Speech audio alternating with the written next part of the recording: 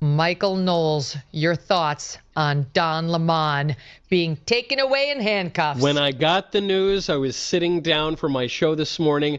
I pulled a Mayflower cigar out of my cigar box. I lit it up. I'm a simple man. The feds arrest Don Lemon. I light a cigar. This is, without any qualification, a wonderful thing to happen. It is good for society. It is good for law and order. It's even good for Don Lemon because the guy is clearly very messed up. Oh, yeah. Look, all the public stories about Murph's Bar in Sag Harbor, and the guy's got a lot of problems, okay? And this is good. He needs to be rehabilitated. He's got a lot of issues. He needs to be corrected. But it's really important because he needs to be corrected. The biggest impediment, I think, to our having a good, orderly society in recent years has been the establishment media. They're the ones who lie. They're the ones who push their radical policies. They're the ones who protect the horrible politicians. And they've gotten away with it. And what this arrest signifies is that you can't just go about and commit crimes and then claim journalism as a defense. The idea that Don Lemon could, by all evidence, conspire with this mob. He said, I know a little secret. I know what we're about to do. Go in there, violate federal law, the FACE Act notably, deprive people of their rights, and then say, no, I have a camera while I did it. I mean, that would be like saying you go over, you murder your enemy, you shoot him 5 times in the head, and you say, no, you can't arrest me. I was going to write an article about it later. That's not a defense. And so I'm pleased by the arrest. Now what's very important is we need serious charges, and we need him to be found guilty. He needs to actually serve time for this. Pro-life grannies served years in the clink for praying at abortion clinics because of FACE Act violations. In the clink? Don Lemon. Why is he talking like a 1970s bad guy in the clinker?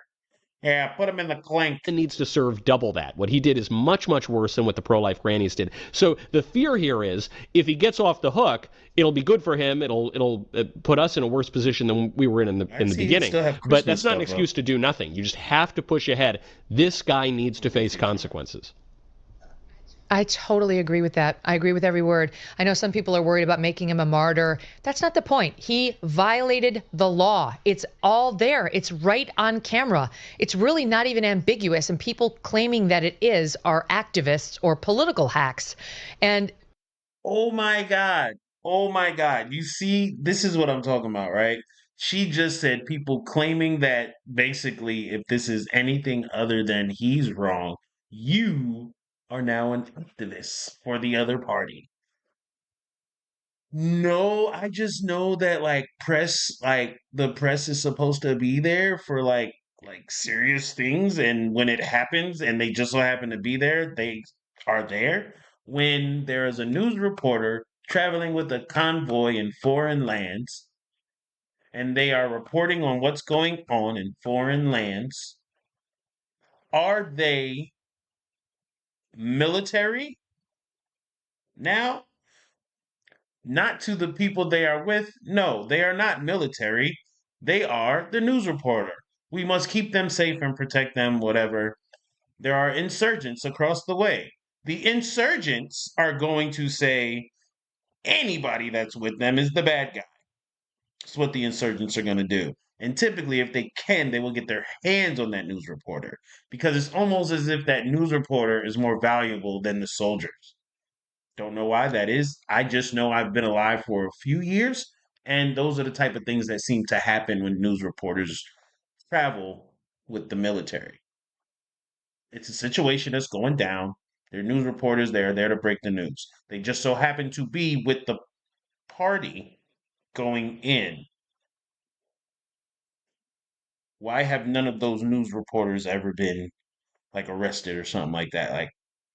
I don't know. I'm lost. I'm a little lost on this, but I want to hear more before I take it. Just get used to it. Well, just lie back and take it. Given some of the other allegations against Don Lemon, I guess that's probably par for the course. I think your observation here, Megan, is key.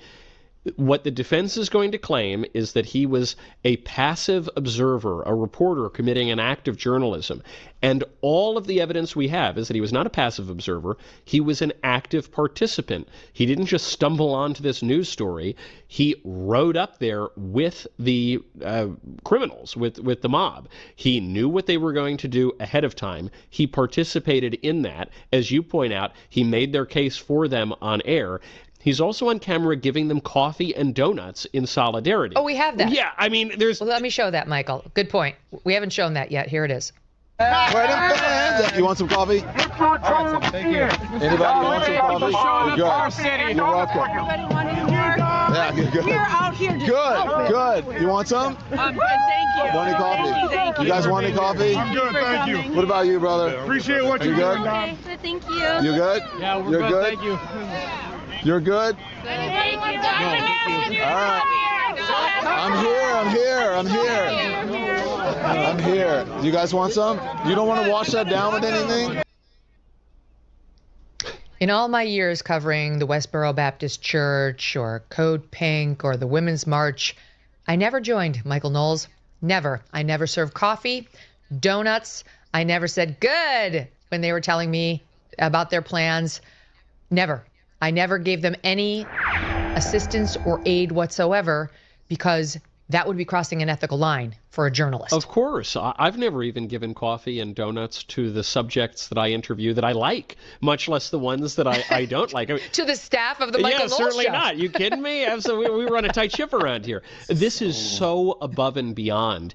And, by the way, it is incriminating. I know Don Lemon wanted to get some great clips out of this, and he did. He went viral for it. But this is incriminating because it shows that he is an active participant here. And I would go even further. You know, if Don Lemon were really pressed on this, I would put it back on him and say, well, hold on, so you're not in solidarity with the protesters? Because obviously the whole reason that he's there is to express this solidarity, to suck up to an audience that is promoting political violence and violations of federal law and undermining other federal law like immigration enforcement. So I'd put him in this position and say, hold on, you've been on camera now for weeks talking about how you stand with these people. Now that's put you in legal hot water because it impelled you to commit a crime. And so now you're going to try to say you don't stand with these people. Which one is it? He can't have it both ways. I think he just got a little too far out ahead of his skis. He was upset that he lost his career in cable news, and he wanted to try to make his bones in new media. Not everyone is that good at it. Not everyone. What is new media? What is new media? What is new media? Is this new media? Because we talking about what is new media? What is new media? Right? What is new media? It's just a question I want you to ask yourself. Can pull a Megyn Kelly and go from TV to new media and then dominate new media too. Don Lemon was basically pushed to the side of the media world. He saw this as his opening, and he got a little too excited, and he committed a very serious federal crime. That's the problem for Don Lemon. If he had stayed on that sidewalk, this wouldn't be happening to him. But he didn't. He joined the mob. He disrupted the service. He got in the face of the pastor and other parishioners. He was told to leave. He refused. He's in a lot of trouble. And it's not because President Trump doesn't like Don Lemon. Trust me, there are many other journalists, ones who actually have power, unlike Don Lemon, who President Trump would love to take out, but doesn't. This isn't about any vendetta against Lemon. He would have been picking Did she kind of slip up there? I don't know. on him and trying to get him Maybe. fired from CNN. He would have been like actively interfering in Don's life long before this. This is about what Don Lemon chose to do and who he chose to target. I want to give you a flavor for what we're hearing from the insane left. Jim Acosta. This is outrageous and cannot stand. I know you really wanted to ask. You're asking yourself, what is Jim? Every morning I wake Jim up. Acosta. What does Jim think? Please. What? If he could set the standards of journalism for me, then I could finally proceed with my day. This is outrageous and cannot stand. The First Amendment is under attack in America. Julie K. Brown. The point is, is justice going to apply to both sides or isn't it? If the grannies have to go to jail for the abortion clinics, Don Lemon has to go to jail for the church. Sorry, them's the breaks. I guess the question you would have to ask the people who are defending Don Lemon or saying that he's a martyr or something like that is, okay, did he violate the law? Why does he still have Christmas stuff up? Can we talk about that? We're going into February. Why do you still have a Christmas tree up with your kids' names and what is this? What is this? What is this?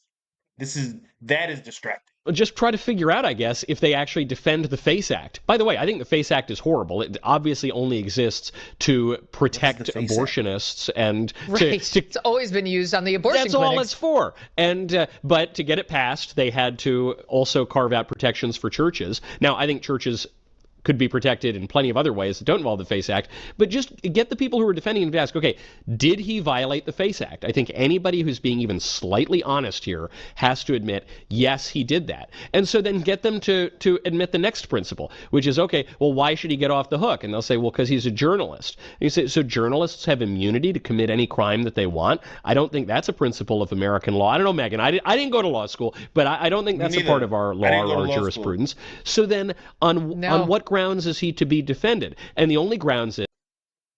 Hold on, wait. I didn't mean to pause. I'm sorry. I don't mean that. Well, those dirty Christians had it coming. Those white... Oh my God. Oh my God. These people are crazy. This is outrageous to me. This is outrageous for me to listen to. You know why it's outrageous for me to listen to? Because I don't agree with the protesters at all. But I don't agree that the news reporters should have gone to jail. And they just went and got the girl who filmed it. She just was live maybe an hour and a half ago.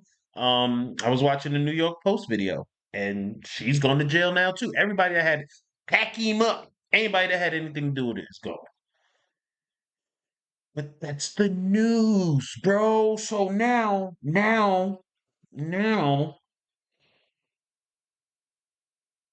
I want to see something happen to where there's a news reporter who is clearly and obviously for the Republican Party in a situation that would call for the same thing. That's all I want to see. That's all I want to see. I want to see that. I want to see that happen. I need to see that happen.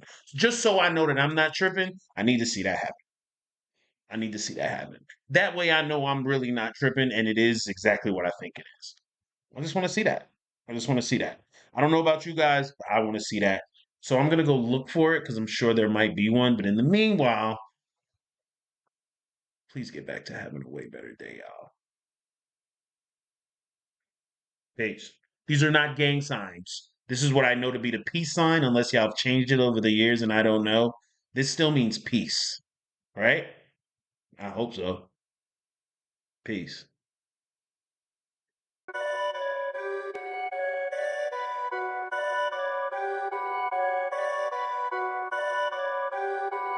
Perfect.